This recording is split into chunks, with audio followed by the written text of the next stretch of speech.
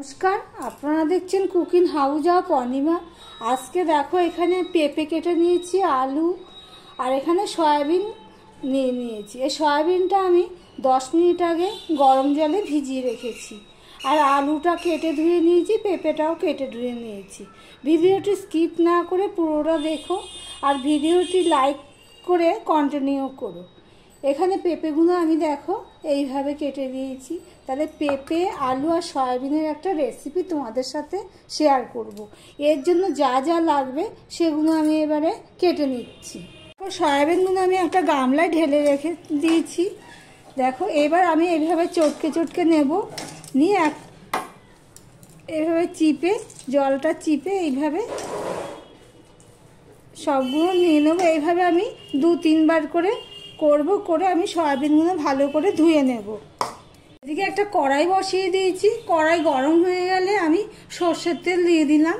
এই রান্নাটা আমি সর্ষের তেলেই করব। তার জন্য দেখো আমি সর্ষের তেল দিয়ে দিয়েছি। সর্ষের তেলটা গরম হয়ে গেছে। এবার আমি পেঁপে আর আলুটা ভেজে নেব।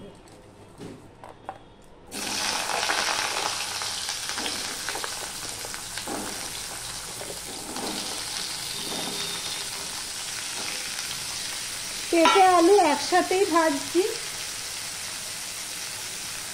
একটু নুন দিয়ে দিলাম আর অল্প একটু হলুদ দিয়ে দিলাম। তোমরা চাইলে আলাদা আলাদাভাবে পেঁপে আর আলুটা ভেজে নিতে পারো। আমি একসাথে দিয়েই ভাজছি। এবার ঢাকা দিয়ে আমি ভেজে নেব। দেখো পেঁপে আলুটা ভাজা হয়ে গেছে, সিদ্ধ প্রায় হয়ে গেছে। আমি তোমাদের হাতা দিয়ে কেটে দেখাচ্ছি। এই দেখো একটু সামান্য শক্ত হয়ে গেছে, 90% সিদ্ধ হয়ে গেছে। এবার এগুলো আমি তুলে নিচ্ছি।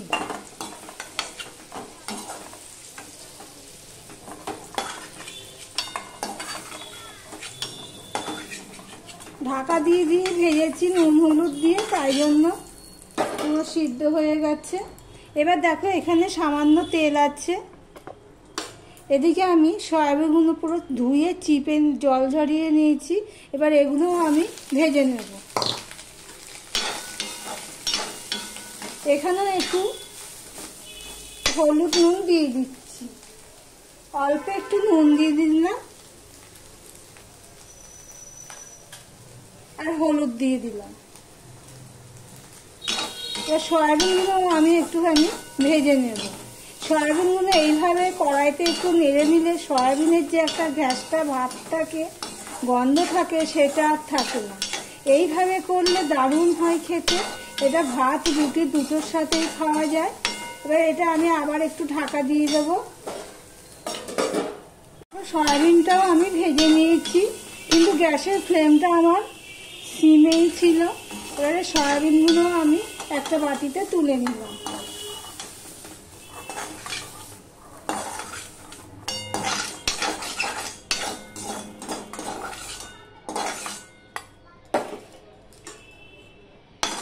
এবার কড়াইতে আমি একটু সর্ষের তেল দিয়ে দেব। অল্প একটু সর্ষের তেল দিয়ে দিলাম। সর্ষের তেলটা হতে থাক, ততক্ষণে আমি দেখো এখানে পেঁয়াজ কুচিয়ে নিয়েছি 1.5 খানার মতো, টমেটো নিয়েছি 1/2 খানা, 7-8 কোয়া রসুন আমি টুকরো করে নিয়েছি, আর নিয়ে নিয়েছি কাঁচা লঙ্কা চিড়ে। তেলটা হয়ে গেছে। এর মধ্যে দেখো আমি 2 এলাচ, 3 টুকরো, 1 টুকরো নিচে পড়েই গেল, আর 3টে লবঙ্গ আমি এগুলো দিয়ে দিলাম। সঙ্গে দিয়ে দিলাম একটু তেজপাতা।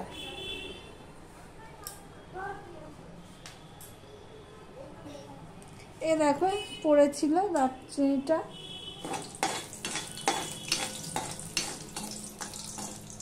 এই গরম মশলার গোটা গরম মশলার ফোড়নটা হয়ে গেলে, গন্ধ বেরিয়ে গেছে। এবার এর মধ্যে আমি এই পেঁয়াজ কুচানোটা দিয়ে দিচ্ছি।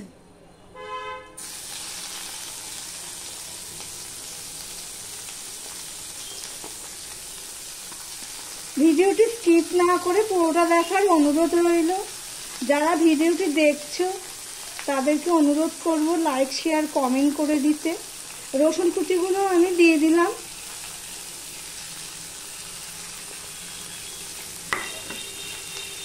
আর নতুন বন্ধু যারা আমার চ্যানেলটিতে একটু সাবস্ক্রাইব করে পাশে থেকো, যারা সাবস্ক্রাইব করোনি।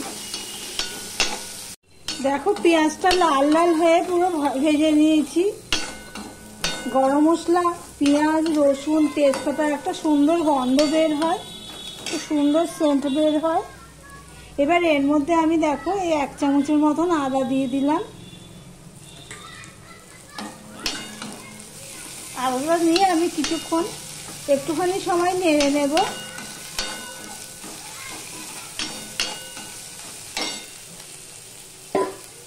একটুখানি নেড়ে নিয়েছি। এবার আমি এখানে টমেটো আর কাঁচা লঙ্কা দিয়ে দিলাম।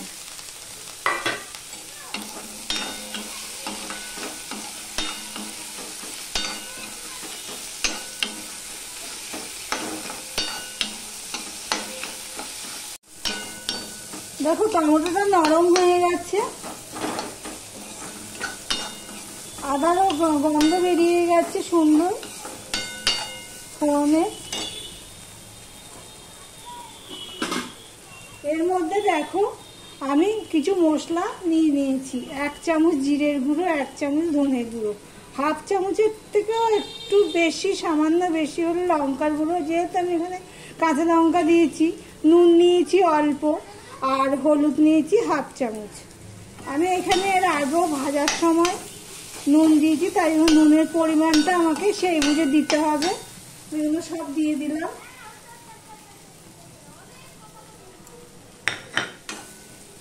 এবার দেখো আমি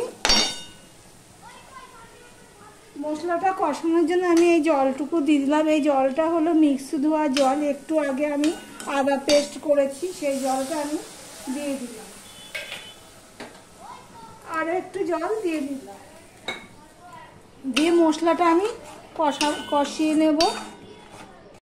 দেখো মশলাটা কষানো হয়ে গেছে।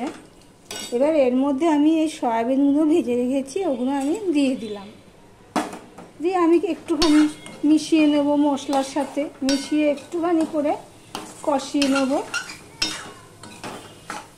কয়েক সেকেন্ড ধরো কষিয়ে নিলাম। এবার যে এখানে আমি পেঁপে আর আলুটা ভেজে রেখেছি সেটা আমি দিয়ে দিলাম।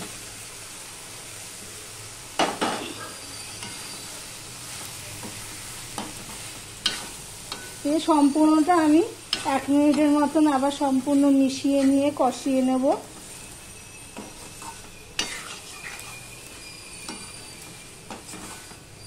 তোমরা একবার কেউ যদি এইভাবে করে না থাকো তাহলে একবার ট্রাই করে দেখতে পারো, ভালো লাগে খেতে। যারা পেঁপে খায় না তাদেরও পেঁপে খাওয়া হয়ে যাবে এইভাবে। আর যাদের আলুর প্রতি একটুখানি দূরত্ব থাকে তারাও সেই পেঁপে আলু দিয়ে সয়াবিন দিয়ে করলে পেঁপে আর সয়াবিনটা খেতে পারবে আলু বাদ দিয়ে। এর মধ্যে আমি এবারে পরিমাণ মতন জল দিয়ে দেব।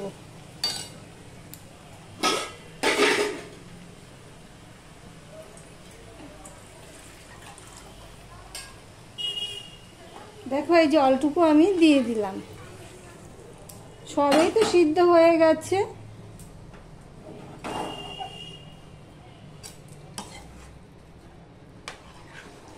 ঠিক এই প্রসেসে তোমরা একবার করে খেয়ে দেখতে পারো, ভালো লাগে খেতে।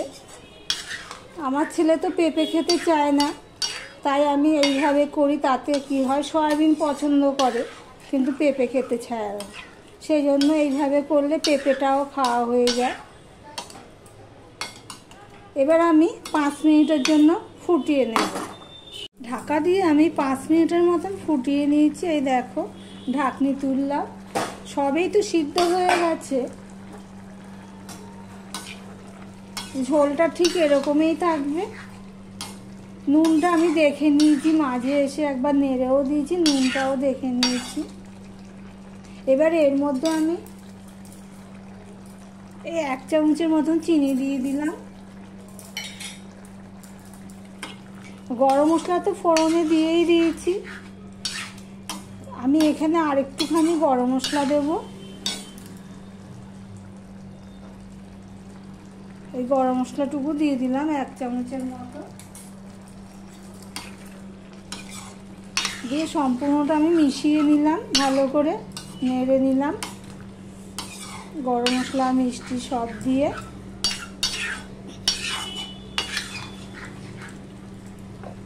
দেখো তোমাদের সামনে থেকে দেখাচ্ছি কেমন হয়েছে। তাহলে আলু পেঁপে সয়াবিনের রেসিপিটি তোমাদের কেমন লাগলো কমেন্ট করে জানিও। আর যদি ভালো লেগে থাকে তাহলে অবশ্যই একটা লাইক দেবে। ভিডিওটি আজকের মতন এখানেই শেষ করলাম।